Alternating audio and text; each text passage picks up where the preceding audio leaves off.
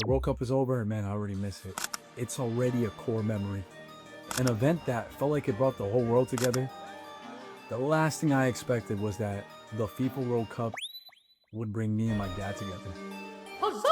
My dad grew up in a completely different world than I did in the Dominican Republic. Different culture, different ways of expressing love.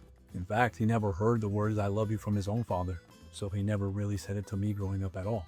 He never said it to me growing up at all. And even though we loved each other, there was always this distance between us, man, that I felt since I was little. When the World Cup started about a month ago, I was in it, man. I love the fact that the FIFA World Cup felt like a tournament where the whole world is fighting to become a champion. It's sick, it's cool, and it's all based in football. Football. The fact that the World Cup this year was based in USA, here where I live at home, there was fan events everywhere. So I was watching with my cousin, I was watching with friends, at home, at the fan event, with everybody. It was just crazy, you know? We even had YouTubers popping up there vlogging, and we just popped up and made cameos real quick. And then one day, dude, I noticed my dad was watching it. I didn't know my dad was actually into the World Cup. And I started talking to him about it. ¿Quién tú crees que va a ganar, pa? Bueno, que ver, porque ahí está fuerte, España está más fuerte. España está casi dominando más el partido. ¿Tú crees que va a ser España? No, España. Messi, Argentina. Bueno, queremos ganar Argentina, que repita. And I noticed in that moment when I was talking to my dad, we were just two people talking about a sport.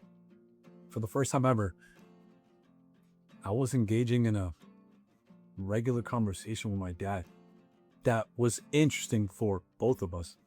We were both celebrating the teams we wanted to win, got mad at some of the calls we didn't agree with. We were both passionate about something we both cared about. We were so into it that even on Father's Day, I got my dad some merch for the World Cup. Feliz Día de los Padres, pa. Gracias, vale. ¿Y qué me trajiste ahí? Sí. Ábrela ahí, a ver. ¿Y qué te? Una playera.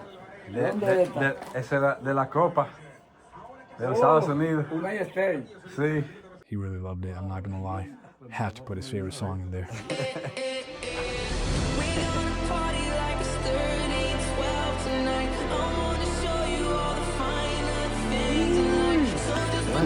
Bien, Estados Unidos. De la Copa, bien.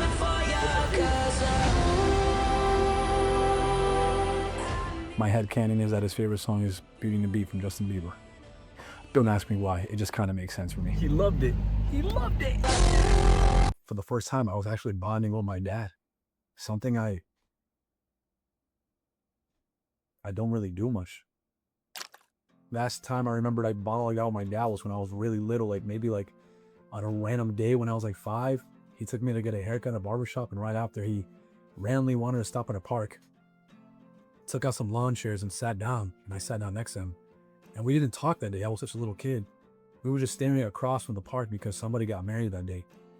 And I'm not gonna lie, he doesn't realize this, but that day was a core memory to me because it was just something I remember doing with my dad. And not really knowing why we did it, we just did it. That was enough.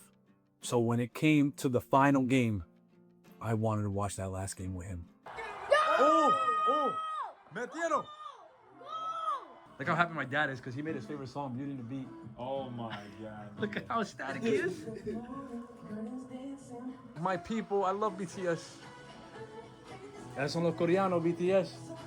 ¿Eso son ellos? Sí, los coreanos, la banda más grande en el mundo. Tension was high. My dad actually wanted Argentina to win because Argentina's in South America. In turn, he says it'll be here at home. I don't know, he has a funny way of thinking of it. Obviously, Spain won. Congrats. My dad was kind of indifferent to it, you know? He kind of wanted Argentina to win, but congrats to Spain. The crazy thing is, I always thought that getting closer to my dad would require like some crazy moment to happen, some big conversation, some serious thing to come between us. But honestly, to my surprise, it was literally just sitting on the couch with him and watching the sport. The World Cup brought the world together, but for me, it brought me and my dad together. And for the first time in my life, I didn't see my dad as my father. I saw him as my friend. And honestly, I didn't think I could have that. And I'm grateful for that. For anybody who comes across this video who may be having tough relationships with their parents, wanting more or wishing things were different, I just want you to know there's hope, because I didn't think I could see my dad as my friend. He just felt like my dad. You know, as simple as that is. But don't give up. I used to overthink and think I don't know what to initiate to like get him there, what he has to change, what I have to do. And a lot of time it feels like a lot of work. But to my surprise, it's like this moment just came and I took advantage. I noticed he was watching it and I joined him. Even just something like that small means so much to me, and it felt healing too. There's hope. I thank God because he's answering my prayers, and it just goes to show that we just have to be willing, and when the opportunity's there, you know, don't let it go by, take it. It didn't feel like pressure. It was just natural. Keep hoping, try your best to reach out. I know it's gonna work out, because now I have way more hope that my dad really could feel like my friend, and that means a lot to me. Yeah. Define the odds.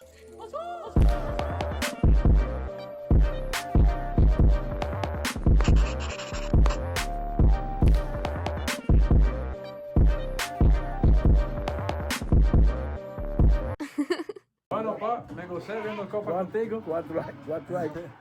4 años en España, en 4 años. Ajá, vamos a ver en 4 años entonces, como sabes tú. Pero me gozó viéndolo contigo, la Copa.